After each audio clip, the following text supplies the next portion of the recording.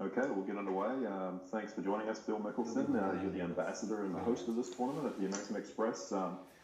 Just how meaningful is it for you to be the host of this tournament, having played here so many times?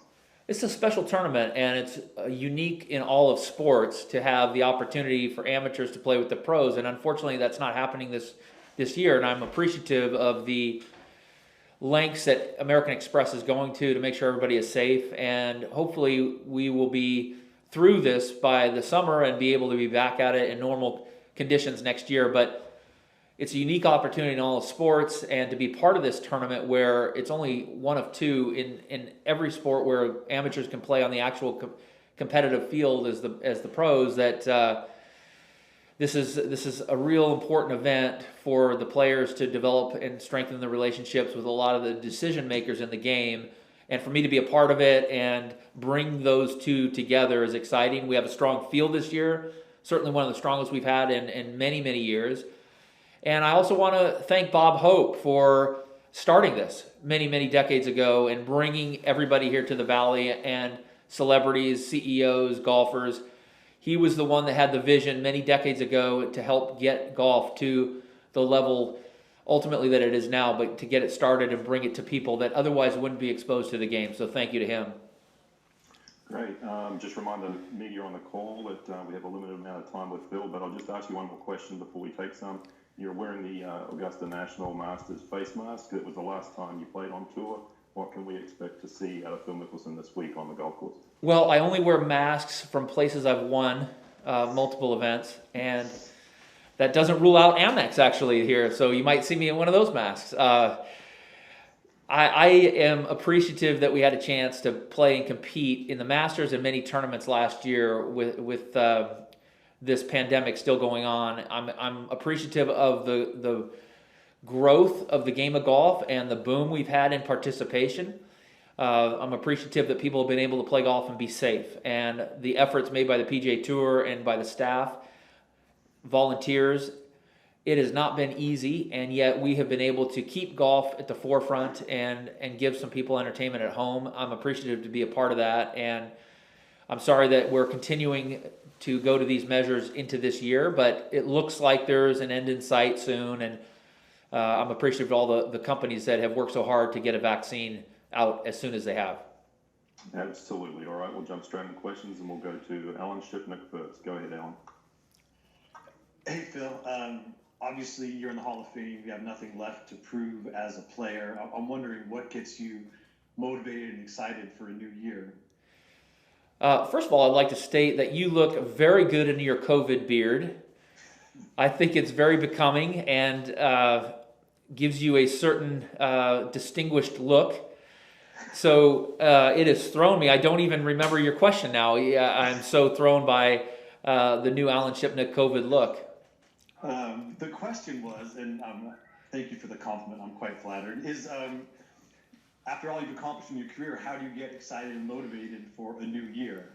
So my love of the game of golf is extremely high, and my desire to compete and play against the best players is high, and so I find myself just internally motivated because of my love to compete and my love to try to bring out the best of me. And so I've actually had a good off season where I haven't had as much time off as I normally would take because it's been so much shorter. I feel like I've made a few good strides, and I'm excited to start the year and see if I'm able to continue playing at the highest level. And if I am, I'm going to really try to play more events on the PGA Tour and make a push, hopefully, for the Ryder Cup. But if I don't play well early on, I'll start to reevaluate things and maybe play a few more events on the Champions Tour, because what's fun for me is competing, getting in contention, and trying to win tournaments. But I've made some strides in my game, Alan, and I'm excited to start the year and see if I can play at the highest level like I expect to. Just a quick follow-up. There was a lot of 30-year anniversary fanfare about your victory when you were an undergraduate. And I'm wondering if when you watch those old videos when you were that young, what do you see and what does that evoke in you? The babyish way I spoke, the childish look. I look like I'm in grammar school, not out of college. But it is fun for me to look back and think about how much joy the game of golf has brought to me over the last 3 decades, and even more so when I started. But I'm very appreciative to what this game has provided me individually, personally, for my family, as well as just the joy that it has brought to so many areas of my life. Thank you. Thanks, Alan. Next, we'll go to Larry Bohannon at the Desert Sun. Go ahead, Larry. Hey, Phil. Hi, Larry. Good to see you again. You've played in this tournament back into the days when the celebrities were still here, much less playing with all the amateurs. There's been a lot of golf played since June without spectators, but this one will be played without spectators and with people hitting balls next to you who might be 17 handicappers. How much different is that going to feel this week? And not playing La Quinta Country Club as well. So I always enjoy playing La Quinta Country Club because it's such a great course and fun to play on this rotation. But I really enjoy coming to the desert to start the year and really build a solid foundation for your golf swing fundamentals, because we have such great practice facilities and an opportunity to really develop a good solid foundation for your game. I don't think that's going to affect the pros too much this week on whether or not there are amateurs playing here, because we're able. They've always been so respectful of our games and have given us the space to work on our games and have been an added addition to the event rather than taking away time from the pros. I've always felt, and so I'm disappointed that we're not able to continue those relationships that we started recently. Especially last year, we had a lot of great CEOs, and the CEO lineup this year was even better. And those guys are the decision makers that really help grow the game of golf and grow the competitions and make it more playable and fun for the masses and so forth. So I'm sorry we're not having the opportunity to strengthen those relationships this year, but I'm appreciative that we're able to play. And again, we have a really strong field, and we're still going to be in a position to give 7 figures to many of the local charities here in the Coachella Valley. And so I'm excited and appreciative of being a part of that, and that we're still able to do that. We'll get back to it next year, okay? Exactly. Thank you. And thanks for all your support, too, for this event over the years. Thank you, Larry. I get paid every other week. That's okay. Thanks, Larry. If I could just ask, we've got a few questions in queue, so if you could just have one question at a time, just to be respectful of Phil's time. If we have time, we'll come back to another one. So we'll go to Taylor Begley go ahead, Taylor. Hi, Phil. This is Taylor Begley from KESQ here in the desert. I know that you mentioned the charity challenge and being able to donate to the local Coachella Valley charities. How important is that, and what kind of went into the planning of the charity challenge this year? Well, the Coachella Valley has been very supportive of this tournament, again, for half a century, and the ability to contribute to the people here and many of the local charities that continue to help those in need is an important part of this tournament. It's an important part of the game of golf, and I'm appreciative that we're able to continue it even in these this time of a pandemic. And I'm appreciative of American Express really stepping up and maintaining the level of this event and the charitable contributions. And that's really where this charitable challenge came from, was them creating opportunities to create charitable dollars. And so I'm appreciative of them for thinking outside the box and really trying to keep this tournament elevated as it continues to get better each year. Thank you, Phil. Okay, next up will be Rex Hoggett, Golf Channel. Go ahead, Rex. Hey, Rex, good to see you. Happy New Year, my man. Hello, Phil. Happy New Year. You were asked here last year kind of your thoughts on the PGA Tour Champions with your birthday coming up in June. It sounds like from your first answer with Alan that maybe your outlook has changed a little bit depending on maybe how your year goes on the PGA Tour. Is that fair, and if so, why? So I played 2 events last year, and I had some success winning both, but what I really enjoyed was the ability to play and compete, be in contention, and play against guys that I have known for 30 plus years and compete against them again and see a lot of friends that I haven't seen in a long time, and play golf courses that are more fun to play and are not built to beat you up the way a lot of the PGA Tour courses are, and rightfully so. The PGA Tour courses and the setups are designed to challenge the best players in the world, and so you're going to have more difficult setups and pin placements and so forth. But it was fun for me to play in the Champions events where they were set up a little bit more like the 1990s when I first came out on tour, and I could play much more aggressive. I was able to get up and down from some of the short sides, and it didn't feel as tricked up. And so I really enjoyed that, and it has me looking at it a little bit differently, as though the enjoyment I get out of the game of golf is to play and compete, have opportunities to win, go for it, try to make birdies and play aggressive.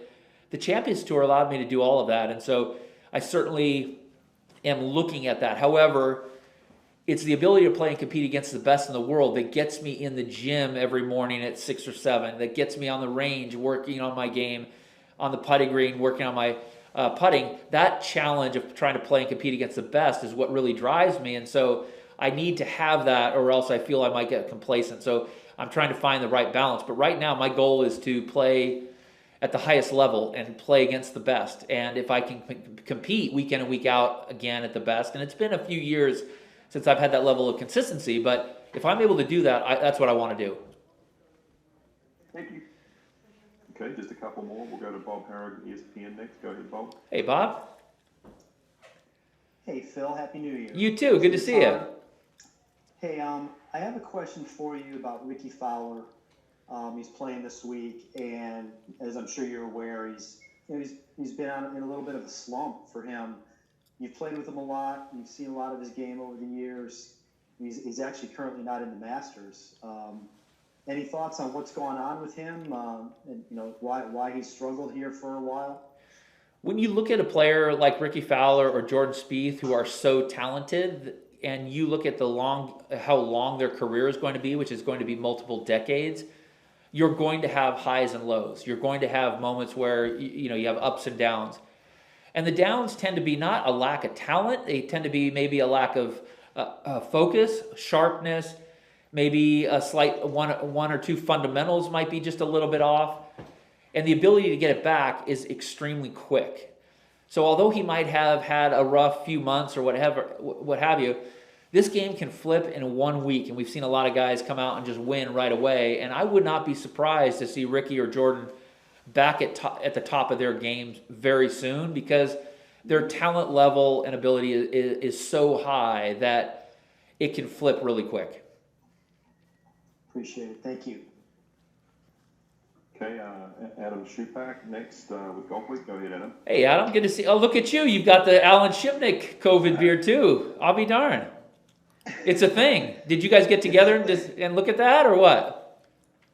The two of us never been seen in the same room together, so it's hard to say.